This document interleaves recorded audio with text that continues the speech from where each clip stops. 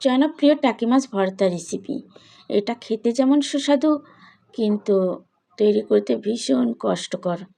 যাই হোক, তারপরও কিন্তু করেছি, পরিবারের পছন্দ বলে কথা। বিশেষ করে আমার হাজব্যান্ডের ভীষণ পছন্দ, আমারও পছন্দ।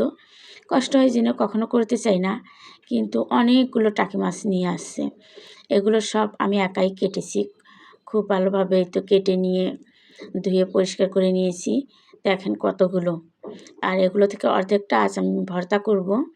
সো ভর্তা কিন্তু অনেক মজা হয়, কিন্তু এগুলো তৈরি করতে যে কি পরিমাণ কষ্ট তা আমি আসলে বুঝতে পেরেছি, বুঝি যারা করে তারা বোঝে। যাই হোক, আমি কিন্তু অর্ধেক টাকি মাছ নিয়েছি যেগুলো কেটেছি। আর এগুলোকে আমি লবণ আর হলুদ দিয়ে মাখিয়ে নিলাম। তার আগে পানি ঝরিয়ে নিয়েছি আর খুব ভালোভাবে পরিষ্কার করে নিয়েছি। এই তো ফ্রাই প্যানে সরিষার তেল দিয়েছি। আর যেহেতু ভর্তা বানাবো এই জন্য সরিষার তেলেই ভাজতে হবে। সরিষার তেলে খুব সুন্দর করে লালচে করে ভেজে নিব। তবে খুব কড়া করে কিন্তু ভাজা যাবে না, খুব কড়া করে ভাজলে ভর্তাটা ভালো হবে না, ভর্তা করতে সমস্যা হবে। আর এদিকে দেখেন, মাছটা ভাজার সময় কারেন্ট চলে গেছে। আর বাইরে একটু বৃষ্টি বৃষ্টি ছিল, অন্ধকার টাইপের ছিল, এই জন্য আলো ছিল না। চার্জার লাইটের আলো দিয়ে এই তো ভর্তাটা মাছগুলো ভেজে নিচ্ছি। দেখেন মাছগুলো কিন্তু ভাজা হয়ে গেছে, উঠিয়ে নিচ্ছি। আর খুব কড়া করেও কিন্তু ভাজিনি। তারপর আবারও একটু তেল দিলাম, এই তো 1 মুঠ পরিমাণ শুকনো মরিচ দিলাম। আমি একটু ঝাল ঝাল করব, এই জন্য কিন্তু একটু বেশি পরিমাণে মরিচ দিব। শুকনো মরিচগুলো ভাজা হয়ে গেছে, উঠিয়ে নিলাম।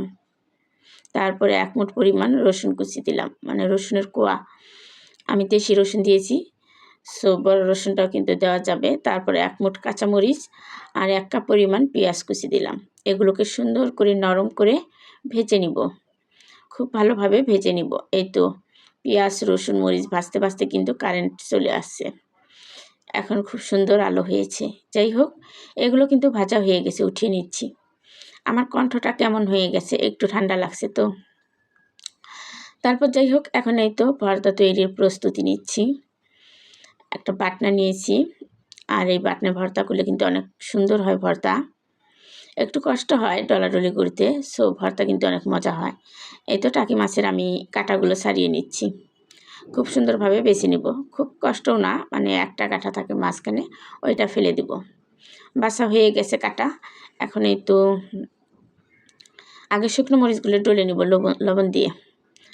একবারে লবণটা দেবো, এই জন্য আবারও দিয়ে দিচ্ছি বেশি করে। লবণ দিয়ে তো ডলে নিব, খুব সুন্দরভাবে কিন্তু ডলা হবে। আমার কণ্ঠ কিন্তু কেমন হয়ে যাচ্ছে, একটু ঠান্ডা ঠান্ডা লাগছে। আর ভয়েসটাও সকাল সকাল দিচ্ছি।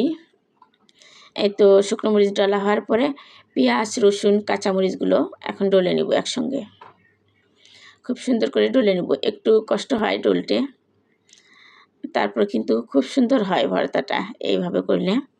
পেঁয়াজ মরিচগুলো একটু ডলা হয়ে গেলে এই তো মাছগুলো দেব।